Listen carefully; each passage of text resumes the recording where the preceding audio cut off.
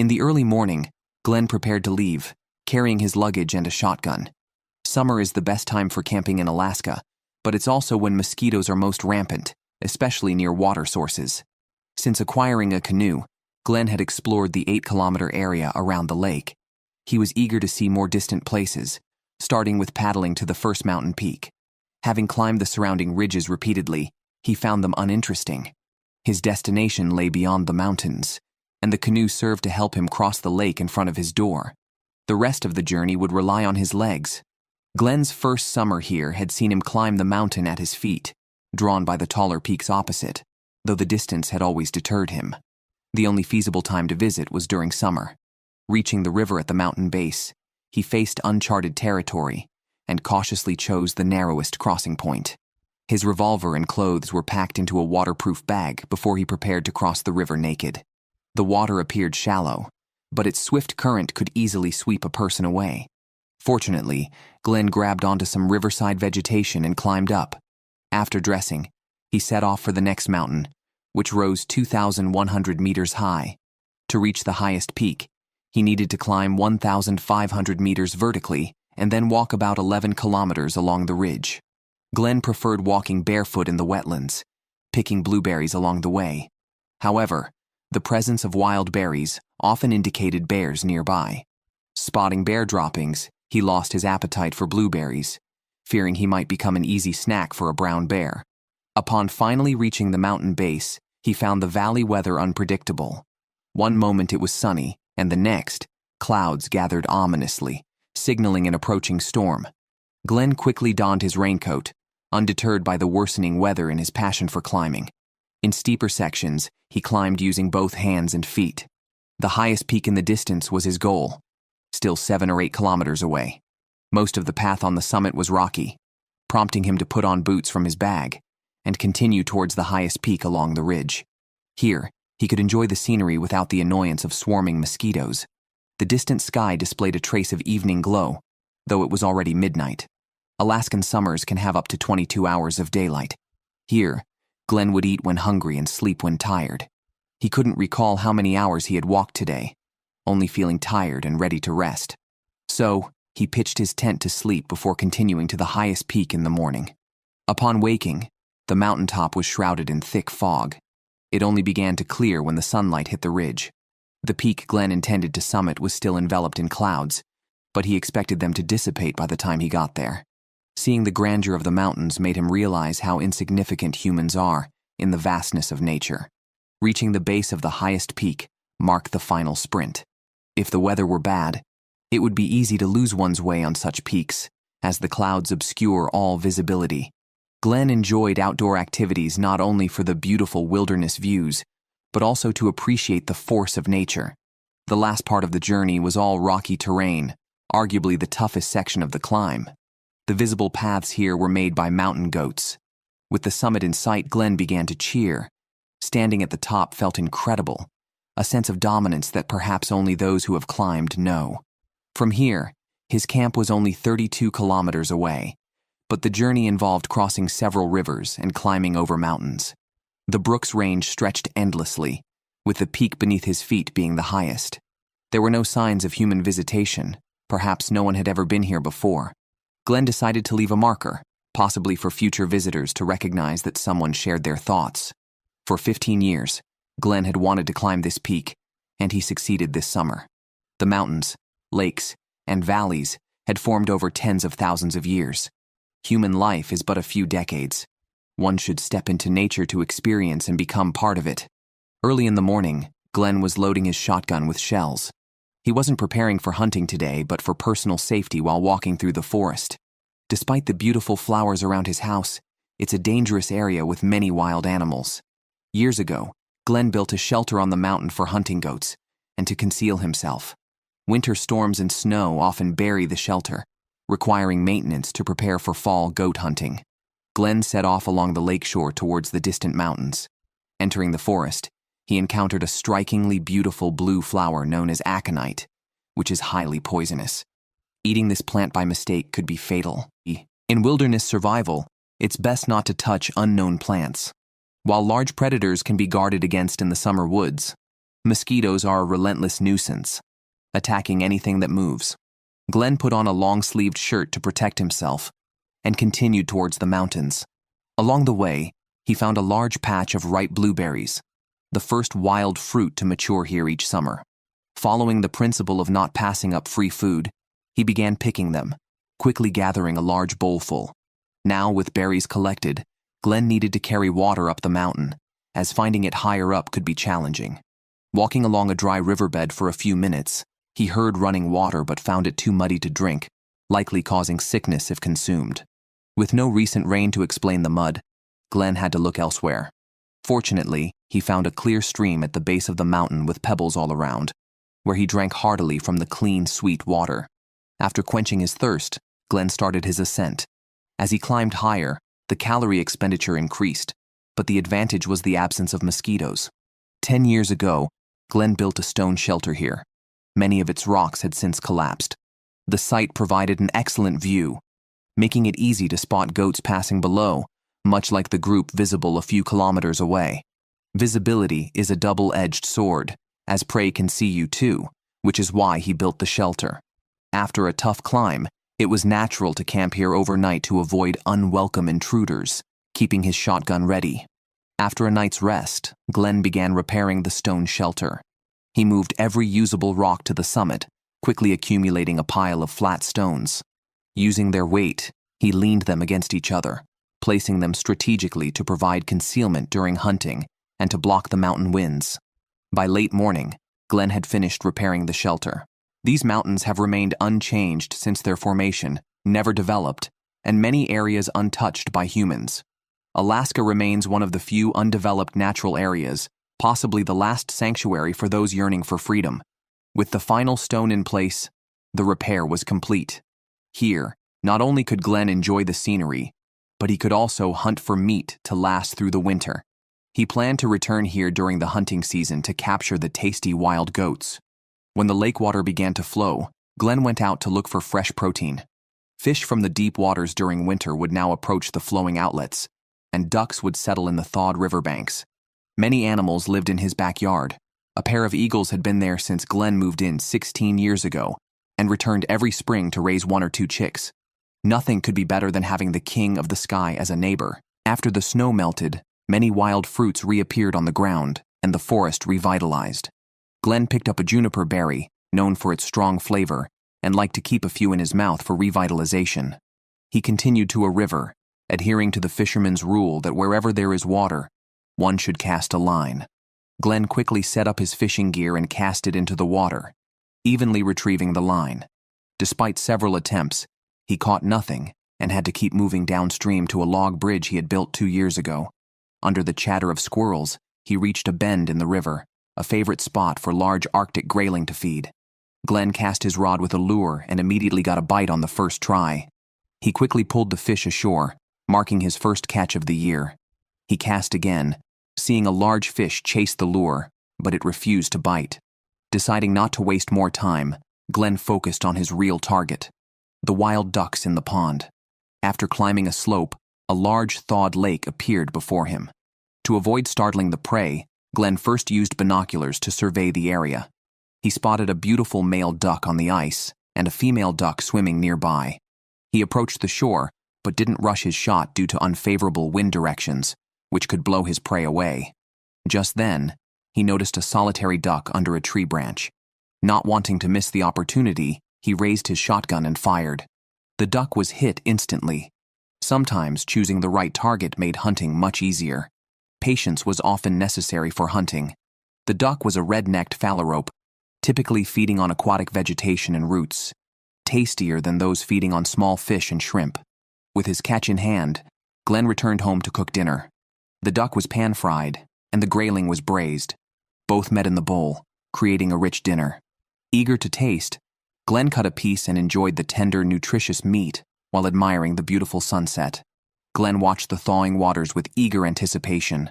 Naturally inclined to action, he stood shirtless on the lakeshore, took a deep breath, and walked straight into the ice melt area. At this time of year, the water temperature hovered around 0 degrees Celsius. Typically, entering such cold water could cause hypothermia within 15 minutes. But Glenn was not an ordinary person. Known as the Wilderness Bathing King, he had been training his endurance and willpower, gradually acclimating his body to the cold environment. Spending even a few minutes in ice water is a life-saving skill at critical moments. Glenn believed human potential was incredible. By focusing mental energy, one could achieve extraordinary feats. Each time he entered the water, he pushed his body to the limit, staying as long as possible. After getting out, he would immediately warm up inside his house. Today, however, he was not satisfied with his performance. Despite the air temperature being around 10 degrees Celsius, he was still shivering. There were 2 reasons he trained his body to withstand the cold. One was to better cope with the 9 months of harsh winter, and the other was to retrieve his canoe via water route. He had left it in the forest across the lake 3 years ago after its last use. Walking overland would take him around several kilometers, but based on his physical condition today, taking a shortcut through the water seemed implausible. Half an hour after getting out of the water, Glenn's body had still not recovered. He had no choice but to wrap himself in his fur coat. Although he was frozen stiff, he stubbornly claimed he could have stayed in the water even longer mentally. After recovering, Glenn still chose to travel overland to the wilderness because he lacked a map and compass and didn't know the exact location of his canoe. He had to rely on his memory, using the sun, mountains, and rivers as his navigation aids. As the saying goes, the higher you stand, the further you see.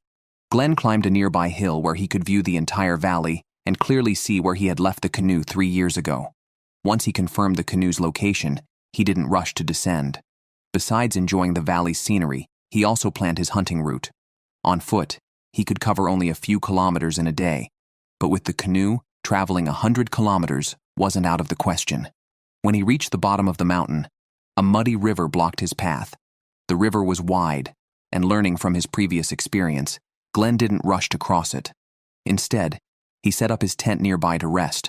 For a summer day with 20 hours of daylight, he woke up to find the sun still high in the sky.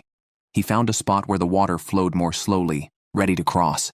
He stored his clothes in a waterproof bag in his backpack and then plunged into the cold river, swimming vigorously toward the opposite shore. Once ashore, he quickly changed into dry clothes and gathered some dry branches to start a fire, preventing hypothermia.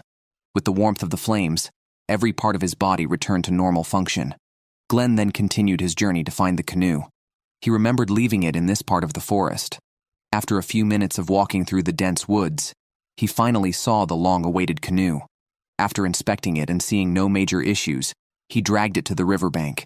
At that moment, Glenn was thrilled. With the canoe, the fish in the lake would have their days numbered, and when he wanted to eat wild duck, he wouldn't have to worry about whether he could retrieve it. Glenn paddled his canoe along the river. In winter, his diet mainly consisted of moose and reindeer, but in summer it was entirely different, including beaver, dogfish, and wild ducks. As an opportunistic hunter, he believed that anything that flies, other than planes, and anything that walks, other than tables, was fair game for protein. A North American hare appeared in front of him. Glenn quickly steered the canoe to the shore. Sensing danger, the hare didn't run far and hid in the bushes. Despite its perfect hiding, it couldn't escape Glenn's sharp eyes. After firing his gun, he confirmed the hit and pulled a plump rabbit from the forest, securing fresh protein for dinner. He took the rabbit to an open area. In the cooler autumn and winter, food storage was easier, but in spring and summer it was not, so he focused on hunting smaller animals. Glenn skillfully skinned and gutted the rabbit, leaving behind the innards and fur and only taking the meat. Continuing downstream, Glenn was hopeful to spot a couple of ducks among the lush water plants along the bank. While he didn't see any ducks, he did spot a few moose. Unfortunately, it wasn't moose hunting season, and hunting a mother moose with calves was always off limits. Seeing a mother with her young was a joyous sight, indicating a thriving ecosystem. If time allowed, he would sit and watch for hours. But now, he needed to keep moving to track down ducks. Sometimes hunting didn't require seeing the prey first. Often, he heard them. 2 ducks flew out of the bushes, but they were too far to shoot. Glenn continued paddling gently along the shore. The next 2 ducks were not as lucky. They were busy feeding and didn't notice Glenn approaching. He stood up, loaded his gun, aimed and fired just as the ducks realized the danger and tried to fly away. The recoil nearly knocked him out of the canoe, but he successfully shot the ducks in midair. With the canoe, Glenn didn't have to wait for the game to drift ashore. He typically targeted drakes to avoid impacting the population's breeding. After collecting his game, he gratefully acknowledged nature's bounty. This area was new to him, and so far he had harvested both rabbit and duck, and perhaps there would be fish as well. With plenty of food for the day, he decided to find a spot to camp and enjoy his meal. Glenn moored his canoe on a sandbar, chose a flat, dry area near a water source with plenty of dead spruce trees around, ideal for camping. He took out his gear, including an axe, a knife, and a chainsaw, essential tools for wilderness survival. He chopped a few trees, tied them with paracord to create a basic frame, and covered it with branches with leaves to form a natural tent that was moisture-proof and warm. Next came the exciting part, cooking. He used leftover trimmings as a makeshift cooking rack. Hanging a pot over a fire, he took the time to boil water and prepared the rabbit meat, throwing legs and ribs into the pot to stew. After waiting for the meat to separate from the bone, indicating it was perfectly cooked, he enjoyed his rabbit meal by the fire, ending another beautiful day. Glenn was initially planning to sleep in his temporary tent that he had set up before. After several heavy snowfalls, he wasn't sure if the tent had withstood the snow or if it had collapsed. Now with the snow reaching knee depth, he had to wear snowshoes to walk over it. The freshly fallen snow was very soft, making it extremely difficult to walk. Glenn trudged through the snow, one step deep after another, as the long absent sun reappeared over the ridge. After today, the days would start to get longer, signaling the end of the harsh winter. Over the hillside, he could see his previously set-up tent, now buried under thick snow, with some parts collapsed. Glenn took out a shovel to clear the snow around the tent. If he didn't clear and salvage it, the tent would be ruined. After clearing the snow and retying the corners with paracord, the tent was back in usable condition. His task for today was just to ensure the tent was still habitable for future hunting trips without worries. After trekking several kilometers back home in his snowshoes, Glenn noticed his calves were swollen. Walking in the soft snow had put extra strain on his muscles and tendons. He filled a plastic bag with snow for a cold compress to reduce the swelling caused by overuse. The nearest hospital was 320 kilometers away, making a visit there impractical. All Glenn could do was give his body time to recover. After a night of ice treatment, the swelling in his legs had completely subsided. Under the sunshine, the whole forest began to burst with life. Looking at the clear blue sky, Glenn felt rejuvenated and quickly fried 2 venison steaks to help regain his strength. Once fed, Glenn couldn't sit still. He grabbed his snowshoes and set out again. Reindeer typically like to walk along the ridges, so he planned to head to a distant ridge to possibly spot a herd. After a few more hours of trekking, the terrain became too steep for snowshoes, so he left them temporarily to retrieve on his way back. Above the tree line, the snow was deeper, making it feel more like swimming through a sea of snow than climbing a mountain. He had to use his hands and feet to barely make it to the top, where he immediately saw fresh wolf tracks, a good sign for hunting reindeer. Glenn found a snowdrift sheltered from the wind, about 2 meters high. Digging a hole in it would create a natural shelter. He began shoveling snow, and if successful, this snow cave could last until the snow melted.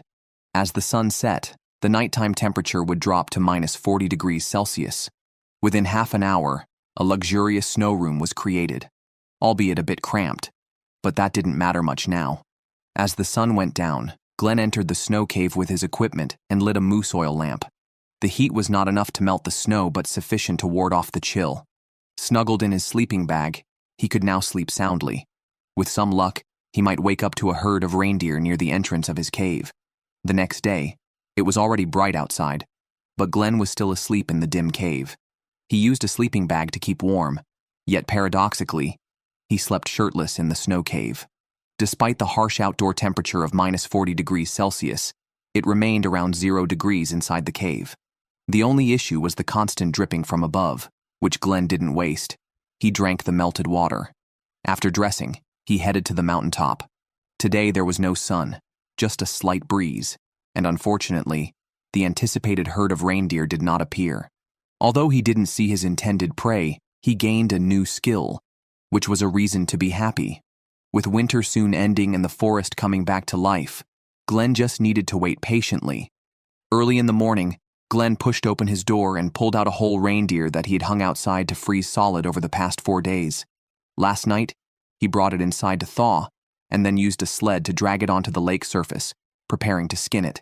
The reason Glenn froze and then thawed the reindeer was purely to facilitate the removal of its hide. The repeated freezing caused the hide to separate from the body, allowing him to tear off the skin by hand. This reindeer would provide him with food for several weeks, and the hide could be made into a blanket. In the cold winter, deer skin offers excellent insulation. However, beneath the hide, there were many warble fly larvae, which live under the skin. He would need to perform a detailed cleaning later. He easily peeled off the complete hide, which would eventually become a warm blanket on his bed. After tossing the hide aside onto the snow, Glenn proceeded to process the deer meat, cutting it into small pieces to speed up thawing whenever he wanted to eat. A robust buck could last about a month, but this smaller one would only last about half a month. Regardless, none of the game would go to waste. Now, he needed to go back inside to work on the hide. He buried the deer meat in the snow to protect it from birds. Carrying the hide and a deer leg, Glenn headed towards his cabin. He hung the deer leg inside to thaw while he cleaned the remaining fat and fly larvae from the hide. Botflies lay eggs on reindeer hide, which hatch in the warmer summer months. If not cleaned properly, the larvae could reduce the durability of the hide and pose a risk if slept on. This task was somewhat tedious, but necessary to prevent the hide from deteriorating or rotting. Once cleaned, Glenn would use stones to thoroughly smooth the hide until it became soft and elastic. He tested the conversion of the fur into leather by biting it. If the bitten area quickly returned to its original form, it was done.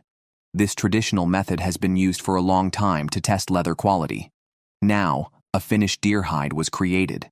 Although it wasn't processed as meticulously as old Tom might have done, Glenn successfully turned it into a blanket and was very fond of it, constantly stroking the deer skin. This was the result of his hard work. Early the next morning, Glenn took a shovel and a bucket to the lake to reopen his ice hole, which he had to do every 4 to 5 days. Upon arrival, he discovered something unusual. A pack of wolves had urinated at his water collection spot. Glenn threw his shovel aside. These wolves were becoming too bold, having not been deterred for just 3 days. Many wolf tracks were in the snow nearby. The presence of wolves suggested nearby prey. Sure enough, looking around, he spotted a reindeer herd across the lake. They had eluded him for days, but had now come right to him. Glenn went back to the cabin to change into his gear and put on his snowshoes, ready to catch a reindeer. The entire lake surface was visible, and to avoid being seen by the herd too soon, he chose to approach from the forest. After traveling through the forest, the moss on the snow indicated that the reindeer had been feeding there.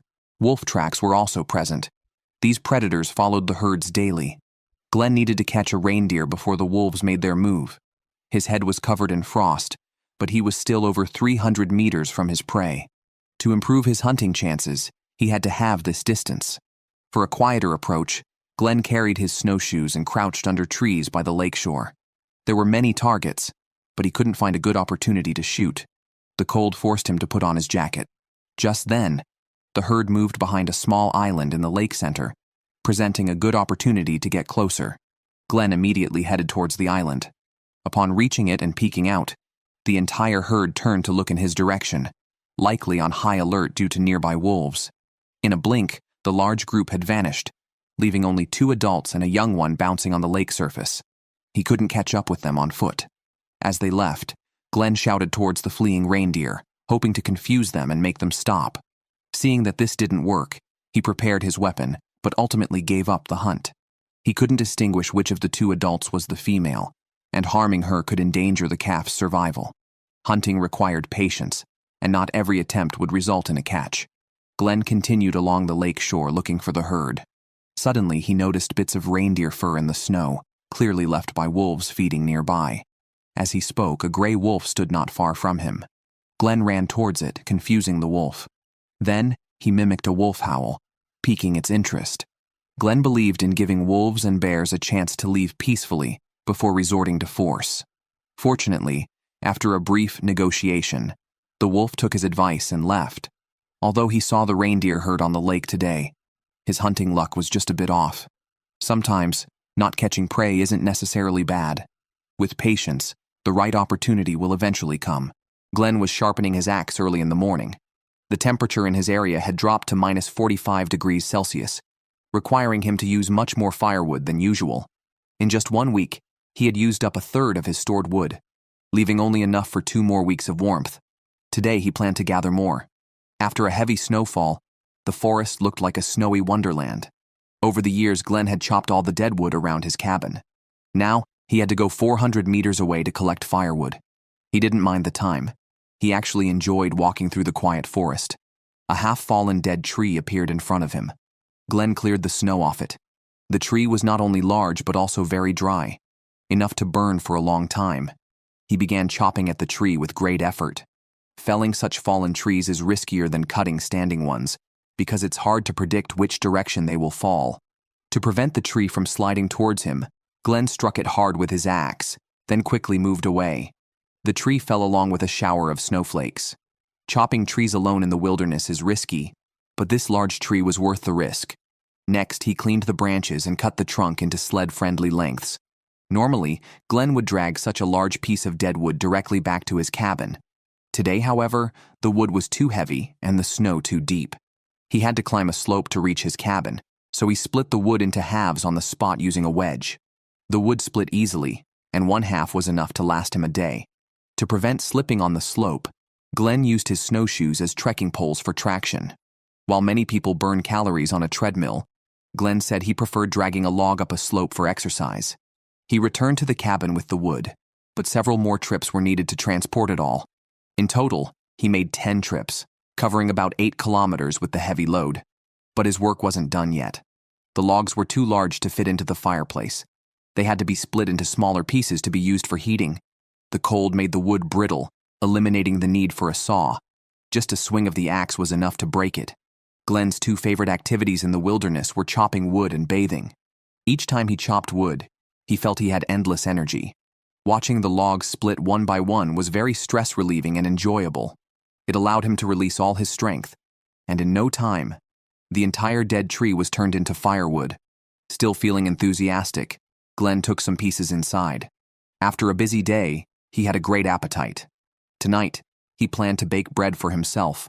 Although there was no oven in the wilderness, Glenn could bake bread using iron pots. He poured some flour into a bowl, added salt and yeast, and mixed it with warm water to form a dough. For soft bread, the fermentation time had to be just right. Glenn placed the dough in an iron pot and set it above the fireplace where warm air currents would speed up the fermentation. After waiting a while, the dough rose and filled the pot. Then, it was more steamed than baked, due to the high temperature and steam, which took about 40 to 50 minutes. Soon, the pot emitted a strong aroma. Glenn was very satisfied with his bread. He cut a slice, topped it with camel fat as a butter substitute, and took a bite. It was an unprecedented satisfaction, especially after a day's physical labor. Nothing was more enjoyable than enjoying a greasy slice of bread.